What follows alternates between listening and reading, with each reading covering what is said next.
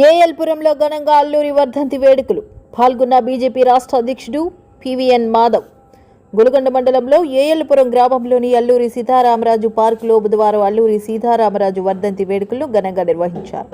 ఈ కార్యక్రమానికి భారతీయ జనతా పార్టీ ఆంధ్రప్రదేశ్ రాష్ట్ర అధ్యక్షులు పివిఎన్ మాధవ్ ముఖ్య అతిథిగా హాజరై అల్లూరి విగ్రహానికి పూలమాల వేసి నివాళులర్పించారు. బీజేపీ కేడర్తో నాయకులు, కార్యకర్తలు కార్లు, బైకులపై నర్సీపట్నం నుంచి ర్యాలీగా మంప, కొయ్యూరు, అల్లూరు నడగాడిన ప్రాంతాలను సందర్శించి ఘన నివాళులర్పించారు. ఈ సందర్భంగా ఆయన మాట్లాడుతూ స్వాతంత్ర సమరయోధుడు అల్లూరి సీతారామరాజు త్యాగాలు యువతకు ఆదర్శమని పేర్కొన్నారు.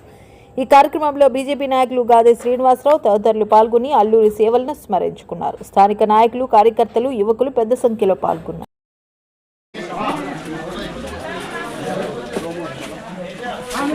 ఈరోజు అల్లూరి యొక్క వర్ధంతి సందర్భంగా 102వ వర్ధంతి ఈ సందర్భంగా మన యొక్క మంప, రాజేంద్రపాలెం, టీడీపేటలో అల్లూరి సీతారామరాజుకి నివాళులు అర్పించడం జరిగింది. ఈ యొక్క పార్కుల్ని డెవలప్ చేయాలని చెప్పి, వీటిని జాతీయ స్ఫూర్తి కేంద్రంగా చేయాలని చెప్పి కోరుకోవడం జరిగింది. అలాగే నర్సీపట్నంలో ఉండే ఏవైతే బ్రిటిష్ వాళ్ళని ఎవరినైతే అల్లూరి సీతారామన్ చెప్పారో ఆ సమాధుల యొక్క స్థలాన్ని కూడా డెవలప్ చేయాలని మేము కోరుతున్నాం. ఆ విధంగా మేము కూడా దీనికి కృషి చేస్తున్నాం. గత అనేక సంవత్సరాల బట్టి మంప, రాజేంద్రపాలెం డెవలప్ చేయడం జరిగింది.